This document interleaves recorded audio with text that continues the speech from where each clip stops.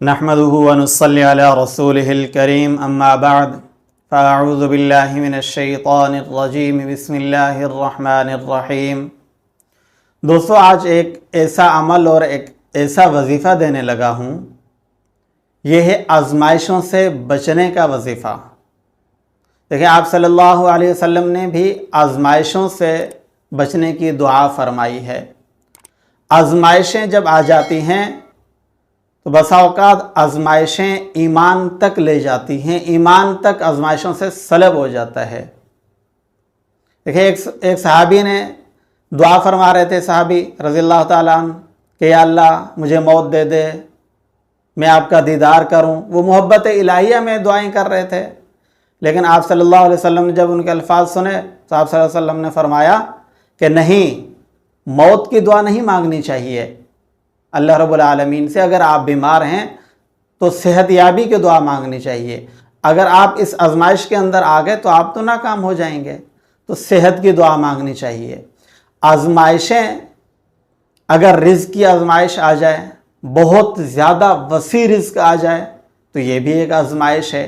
کہیں ایسا تو نہیں کہ اللہ رب العالمین نے ہمیں بہت زیادہ رزق دے کے اپنے آپ سے دور کر دیا ہے، اپنی یاد سے دور کر دیا ہے۔ اس چیز کے اوپر بھی نظر ڈالنی چاہیے۔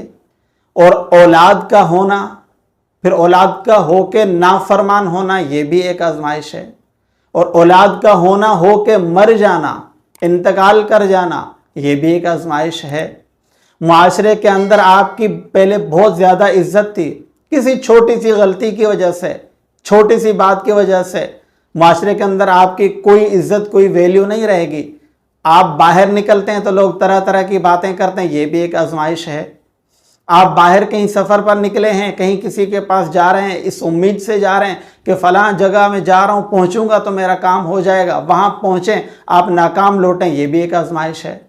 یعنی آزمائشوں سے بچنے کے لیے دعا کرنی چاہیے ہمیشہ۔ سب سے پہلے کیا کریں آزمائش سے بچنے کے لیے؟ دیکھیں، امام احمد بن حنبل رحمۃ اللہ، وہ بھی جب ان کے انتقال کا ٹائم آیا، ان کو بے ہوشی کے جب دورے پڑتے تو وہ کیا کہتے کہ ابھی نہیں، ابھی نہیں، ابھی نہیں۔ تو جب ان کے تھوڑا سا طبیعت بہتر ہوئی، تھوڑی سی طبیعت جب بہتر ہوئی تو ان سے پوچھا گیا کہ آپ کس سے کہہ رہے تھے کہ ابھی نہیں؟ کہہ رہے تھے اس ٹائم میرے سامنے شیطان آئے، وہ کہہ رہے تھے کہ ابھی آپ مجھ سے بچ کے چلے گئے، آپ ساری زندگی جو ہے نا صحیح راستے پر چلے گئے، آپ مجھ سے بچ کے چلے گئے۔ تو میں کہتا تھا کہ ابھی نہیں، ابھی نہیں، ابھی موت آئی نہیں ہے۔ جب موت آ جائے، کلمے پر خاتمہ ہو جائے، پھر میں اس مشکل سے، اس مصیبت سے میں بچ کے نکل گیا، پھر میں آزمائش سے بچ کے نکل گیا۔ یعنی شیطان اپنی آخری کوششیں، جب انسان مرض الوفات کے اندر ہوتا ہے، جب موت کی کشمکش کے اندر ہوتا ہے، وہاں بھی یہ وار کرتا ہے۔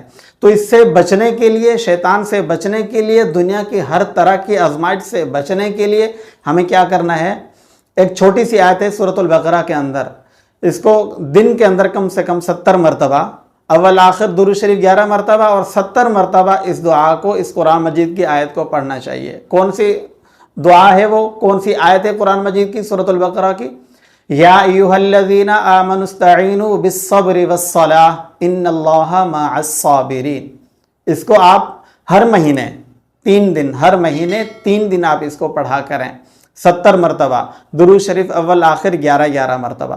تو انشاءاللہ آپ یہاں بھی آزمائشوں سے بچ جائیں گے، قبر کی آزمائش سے بھی آپ بچ جائیں گے۔ جب آپ کا خاتمہ ہو رہا ہوگا تو انشاءاللہ اس ٹائم کی آزمائشوں سے بھی آپ بچ جائیں گے۔ اصل آزمائش تو وہ ہے۔ دوستو، اس عمل کی آپ حضرات کو خصوصی طور پر اجازت ہے اور آپ اس عمل کو ضروری اختیار کریں۔ السلام علیکم ورحمۃ اللہ وبرکاتہ۔